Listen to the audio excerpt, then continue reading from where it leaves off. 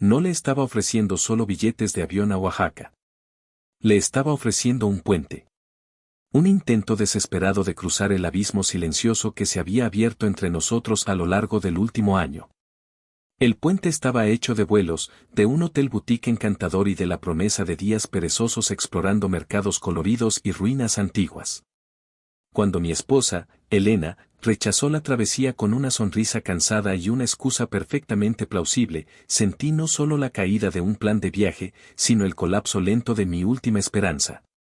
Mi nombre es Carlos, soy fotógrafo. Mi trabajo es observar, capturar la verdad que se esconde en los detalles. Y los detalles de mi matrimonio, últimamente, contaban una historia de erosión. Vivimos en un hermoso apartamento en la Ciudad de México, un espacio que antes estaba lleno de risas y proyectos, y que ahora resonaba con el sonido de la televisión y el tecleo constante de Elena en su portátil. La pasión que nos unió había dado paso a una rutina de coexistencia pulcra. Ella, una abogada corporativa en ascenso, vivía en un estado de perpetuo cansancio. Estoy agotada, Carlos, se convirtió en su frase más recurrente, una muralla que erigía contra cualquier intento mío de conexión. Si sugería una cena fuera, estaba agotada. Si intentaba iniciar una conversación más profunda, estaba agotada. Si la tocaba en el hombro, se encogía ligeramente, murmurando que había tenido un día difícil. Yo, en mi negación, aceptaba. Me decía a mí mismo que era el estrés de su trabajo, que era una fase. El viaje a Oaxaca sería nuestro interruptor. Una forma de apagar el ruido de la ciudad, del trabajo, y reconectarnos con el silencio del otro, un silencio bueno, de intimidad, no el silencio pesado de la distancia. Pasé semanas planeando en secreto. Una noche de martes, con el corazón lleno de una esperanza casi juvenil, le presenté el plan. Le mostré las fotos del hotel, el itinerario que había montado. Ella miró la pantalla de mi tableta, y por un instante, vi un destello de la antigua Elena en sus ojos. Un brillo de deseo por la belleza, por la aventura. Pero fue solo un instante. La máscara de la abogada práctica y sobrecargada descendió sobre su rostro. Carlos, es precioso. De verdad, dijo ella, la voz suave, lo que hacía el rechazo aún más doloroso. Pero es imposible para mí ahora. Estoy en medio de esa fusión en la empresa. Tengo que trabajar los fines de semana, al menos durante el próximo mes. No puedo tomarme ni un día libre. Lo dejamos para la próxima, te lo prometo. La próxima. La frase más mentirosa en un matrimonio que está muriendo. Asentí, la decepción como un sabor amargo en la boca. Claro, mi amor. Entiendo. El trabajo es importante. Pero mientras cerraba la tableta, una idea impulsiva tomó forma. Quizás era la desesperación, quizás una necesidad de huir de aquel apartamento silencioso. ¿Sabes qué?, dije. Creo que iré de todos modos. Solo. Ella me miró, sorprendida. Solo. Sí. Necesito unos días para fotografiar, para buscar inspiración. Despejar la cabeza. La reacción de ella fue la primera gran alarma, la primera sirena que perforó mi negación. En lugar de decepción porque yo fuera sin ella, o preocupación, su rostro se iluminó con un alivio casi imperceptible, pero que, para mi ojo de fotógrafo, fue nítido como un flash. Cariño, qué gran idea, dijo ella, el entusiasmo en su voz un poco demasiado forzado. Te lo mereces totalmente. Ve, disfruta, diviértete. Te hará bien. No me estaba dando permiso, me estaba despachando. Estaba feliz con la perspectiva de mi ausencia. Mientras metía mis lentes y cámaras en la maleta, unos días después, junto a ropa para una sola persona, escuchaba su voz desde la sala, conversando animadamente por teléfono con una amiga. El alivio en su voz, la facilidad con la que aceptó mi partida, era mucho más perturbador que su rechazo inicial. Iba a Oaxaca en busca de inspiración, en busca de un paisaje que me dijera algo nuevo.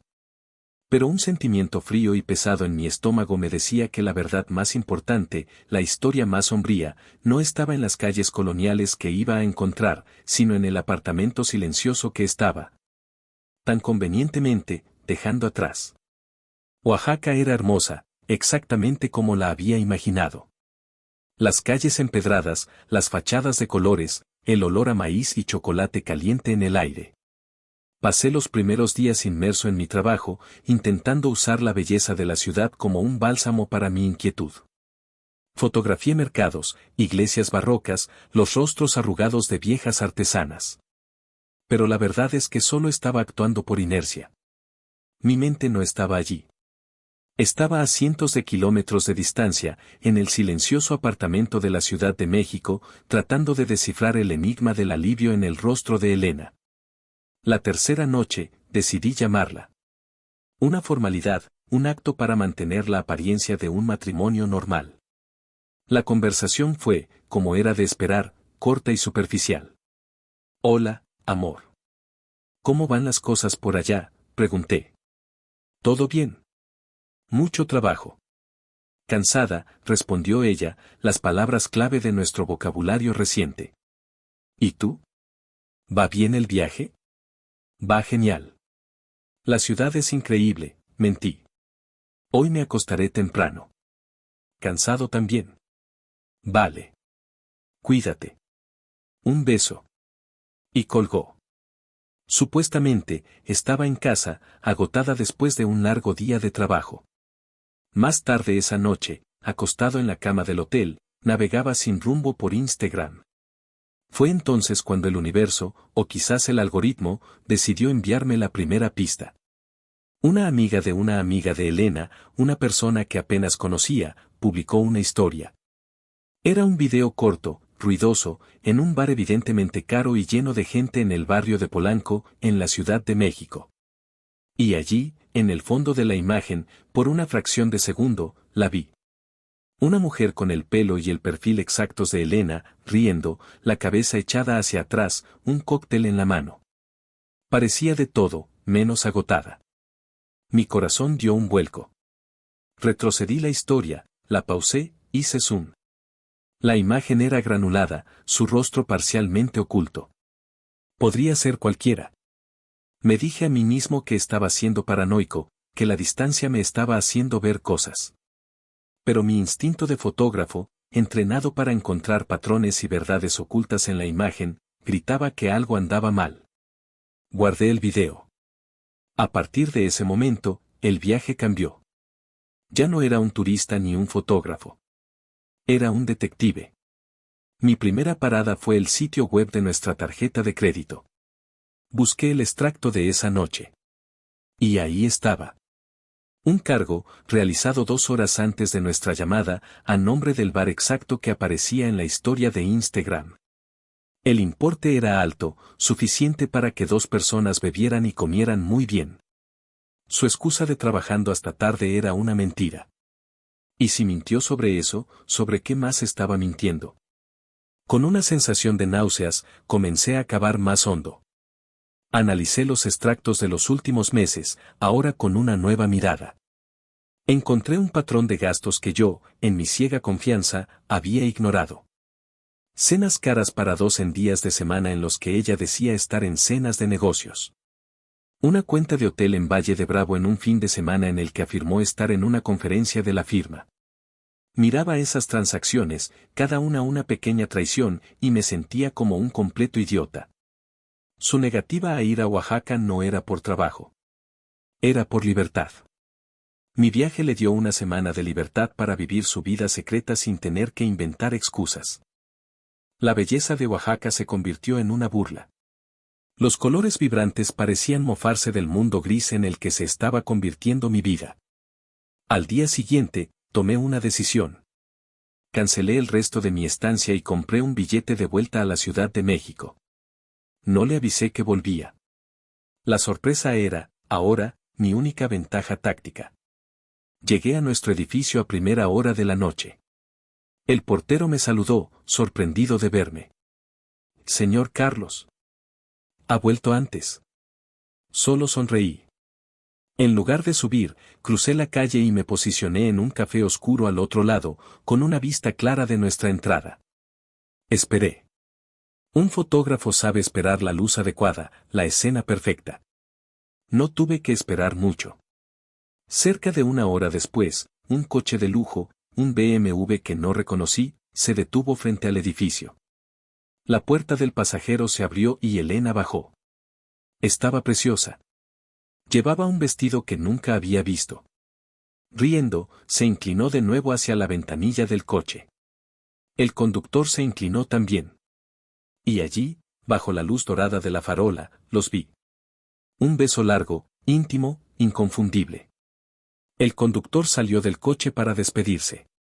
Era uno de los socios principales de su bufete de abogados, un hombre que ya había cenado en nuestra casa. El proyecto de fusión no era una empresa. Era un hombre.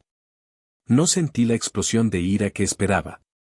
Solo sentí una calma fría, la calma de la certeza. La calma de un hombre cuyo peor miedo acaba de confirmarse y que descubre que puede sobrevivirlo. Levanté mi cámara, que llevaba colgada al hombro. Ajusté el teleobjetivo, estabilicé mi respiración. Enfoqué la escena al otro lado de la calle. El clic del obturador fue el sonido más bajo y, al mismo tiempo, el más definitivo que he oído jamás. Ya no era una sospecha.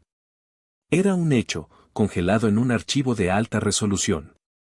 Ella no rechazó el viaje a Oaxaca por un trabajo. Lo rechazó para poder vivir en su propio paraíso particular con otro hombre. Tenía mi evidencia. Y el puente de esperanza que intenté construir para nosotros acababa de ser completamente dinamitado. Y yo, el fotógrafo, tenía la imagen nítida e innegable de la demolición. No me enfrenté a Elena esa noche. La ira caliente, el deseo de gritar y de romper cosas, fue suplantado por una frialdad profesional. Era un fotógrafo que acababa de capturar una imagen rara y devastadora. Y la primera regla de mi oficio es, protege el negativo. En lugar de subir a nuestro apartamento, me di la vuelta y caminé en la dirección opuesta, el clic del obturador de mi cámara resonando en mi mente. Tomé un taxi y me alojé en un hotel anónimo en el centro de la Ciudad de México. Aquella habitación impersonal se convirtió en mi laboratorio, mi cuarto oscuro. Lo primero que hice fue transferir el contenido de la tarjeta de memoria a mi portátil. Abrí el archivo de la foto. En alta resolución, la traición era aún más nítida. La sonrisa satisfecha en el rostro de su amante. La forma en que la mano de él sostenía su nuca. Y lo peor de todo, la expresión en el rostro de Elena. No era la expresión de una mujer en un error impulsivo. Era la expresión de una mujer en casa. Cómoda, íntima, perteneciente a ese momento. Aquella foto no era una instantánea de infidelidad. Era el retrato de una doble vida. Pasé toda la noche trabajando. No con el dolor de un marido traicionado, sino con el enfoque de un artista preparando una exposición. Junté las otras piezas del rompecabezas, la historia de Instagram, los extractos de la tarjeta de crédito con las cenas en Polanco y la estancia en el hotel de Valle de Bravo resaltados en rojo. Cada documento era una leyenda para la imagen principal. A la mañana siguiente, hice 2 llamadas. La primera fue al mejor abogado de divorcios de la ciudad. Le envié el archivo digital de la foto y los documentos. Su respuesta fue rápida: señor Carlos, esto no es un caso de divorcio. Es una formalidad. Los términos de la separación serán los que nosotros dictemos.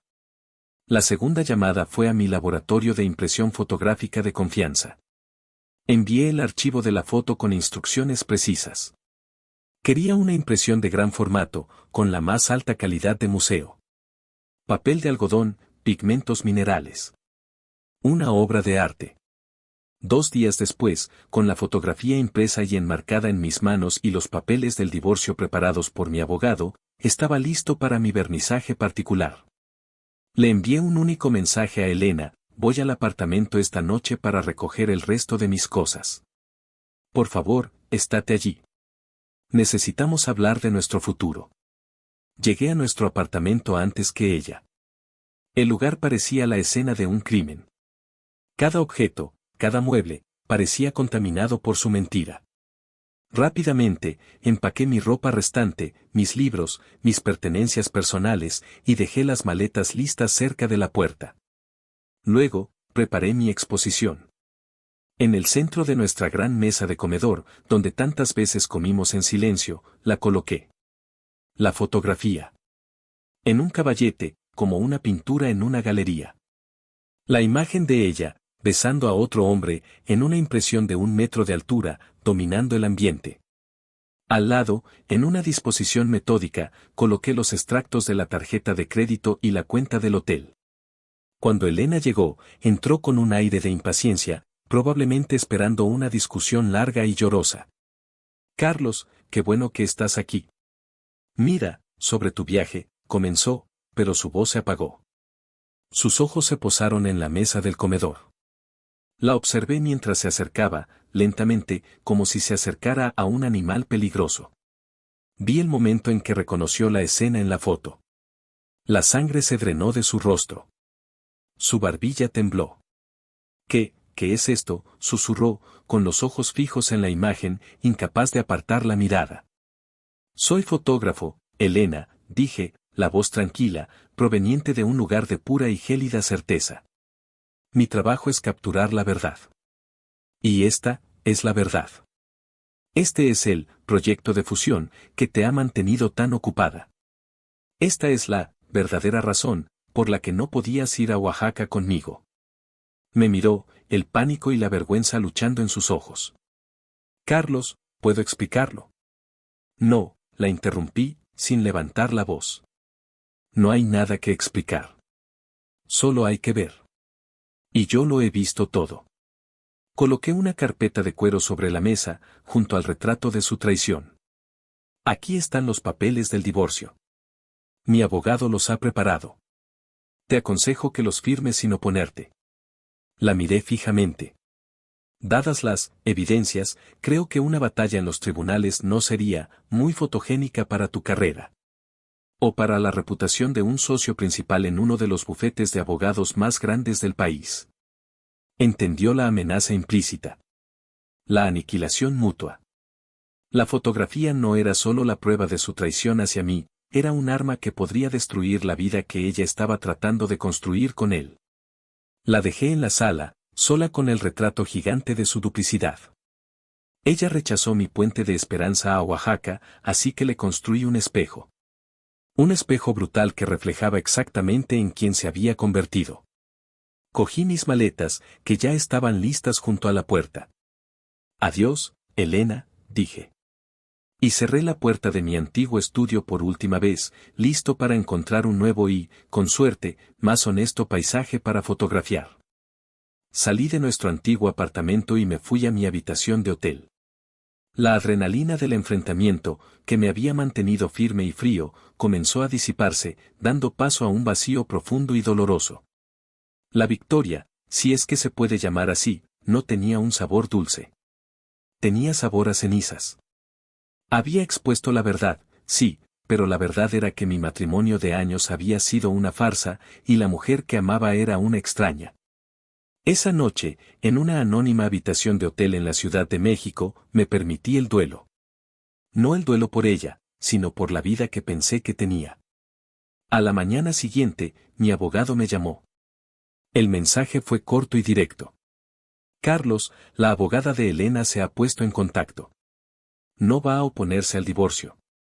Ha aceptado el reparto estándar de los bienes y quiere resolver todo de la forma más rápida y discreta posible. La fotografía, mi arma de aniquilación mutua, había funcionado. El miedo al escándalo fue más fuerte que cualquier intento suyo de luchar. El proceso de divorcio, que temía que se alargara durante años, sería solo una formalidad burocrática. El final fue tan eficiente y sin emoción como el comienzo de su traición. Con el fantasma legal de Elena siendo exorcizado, me encontré con un lienzo en blanco frente a mí. Ya no tenía casa, ya no tenía pareja. Solo me tenía a mí mismo y a mis cámaras. Decidí que mi reconstrucción no ocurriría en salas de terapia ni en bares de solteros. Ocurriría a través de mi lente. Alquilé un pequeño estudio en el barrio de la Roma Norte, un lugar con techos altos, paredes de ladrillo visto y, lo más importante, una luz natural increíble. Ese espacio se convirtió en mi refugio y mi laboratorio. Y en él, comencé un nuevo proyecto personal. Abandoné los paisajes bonitos y las naturalezas muertas que antes me confortaban. Salí a la calle. Comencé a fotografiar personas. Rostros. Rostros de vendedores en el mercado de la Merced, de ancianas en los bancos del Parque México, de jóvenes skaters en medio del caótico tráfico. Estaba en una casa obsesiva de la verdad, de la emoción genuina, de algo que fuera incuestionablemente real para contrarrestar la falsedad en la que había vivido. Mi trabajo cambió.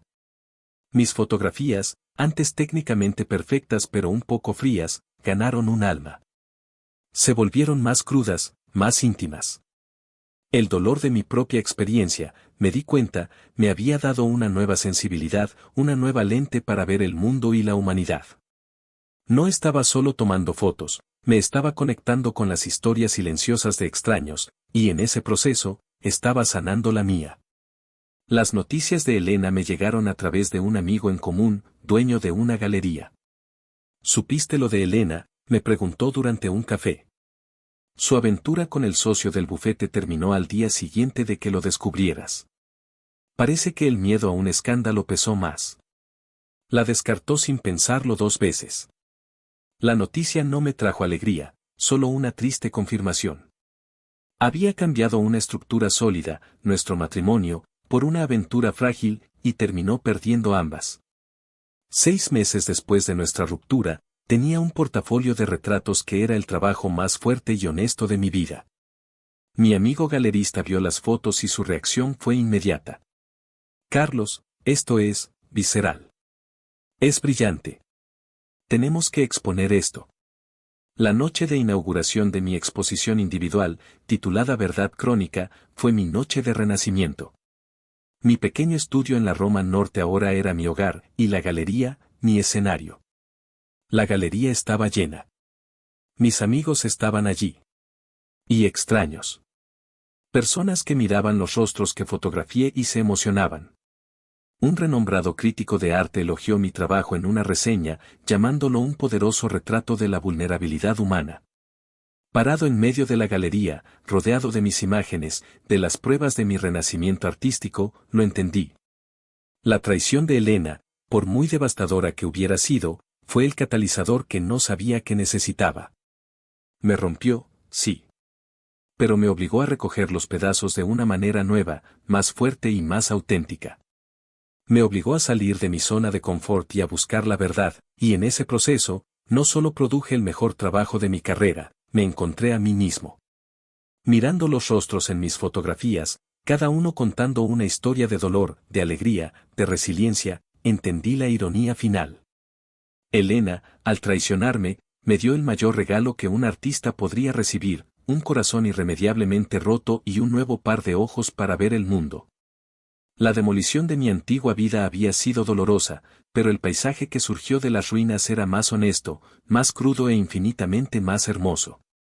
Y por primera vez en mi vida, no estaba solo fotografiando el mundo. Estaba, finalmente, enfocado. Ha pasado un año desde la noche de mi exposición. Un año en el que mi vida, antes un paisaje en ruinas, ha sido completamente reconstruida sobre una nueva fundación. El éxito de Verdad Crónica me catapultó a un nuevo nivel en el mundo de la fotografía mexicana. Las propuestas de trabajo que siguieron me permitieron viajar, ya no para huir, sino para crear. Fotografié para revistas de prestigio, di talleres y, lo más importante, continué mis proyectos personales con una libertad creativa y financiera que nunca tuve. Mi estudio en la Roma Norte se convirtió en mi santuario, un lugar de paz y creación. Y fue en este renacimiento que conocí a Isabela. Era la curadora de la galería que acogió mi exposición. Una mujer inteligente, con una pasión por el arte que rivalizaba con la mía y una mirada que veía no solo mis fotos, sino la historia detrás de ellas. Nuestra conexión comenzó con conversaciones sobre arte y se profundizó en un amor construido sobre el respeto mutuo y la admiración. Con ella, no necesitaba fingir ni disculparme por ser quien era. Nuestra intimidad era una colaboración, no una actuación. La última pieza del rompecabezas de mi pasado encajó en una tarde de sábado, durante ZSON Amaco, la feria de arte contemporáneo más grande de América Latina, en la Ciudad de México. Estaba allí como artista invitado, caminando por los pasillos abarrotados de coleccionistas y entusiastas, de la mano de Isabela. Me sentía en casa, parte de ese universo vibrante. Fue entonces cuando la vi. Elena. Estaba parada sola, frente a una compleja instalación de video, pero sus ojos no veían el arte.